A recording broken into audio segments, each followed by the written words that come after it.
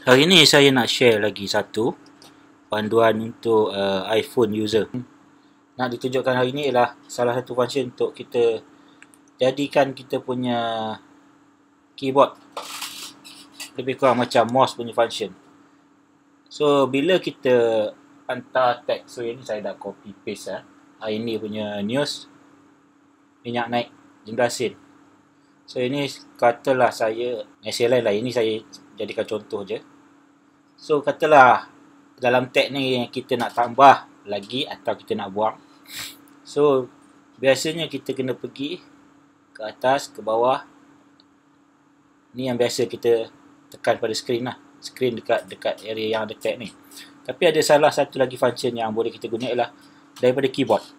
So dekat keyboard ni ada function 3D touch yang kita bila kita klik 3D touch tu, mana kita klik hold lah, dia akan hidekan semua nombor dan skrin kat situ dia jadi macam mouse punya. Maksudnya jari kita bergerak tu jadi macam mouse.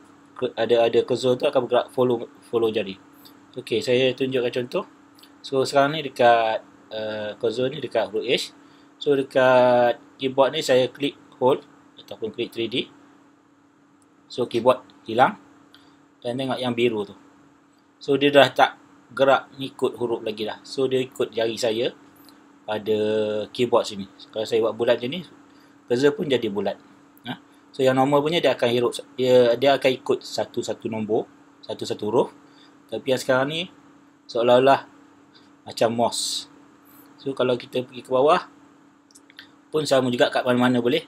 So ini kalau tag yang terlalu banyak lah, kita punya paragraf lah, space dia banyak, so lagi cepat lah kita boleh bawa.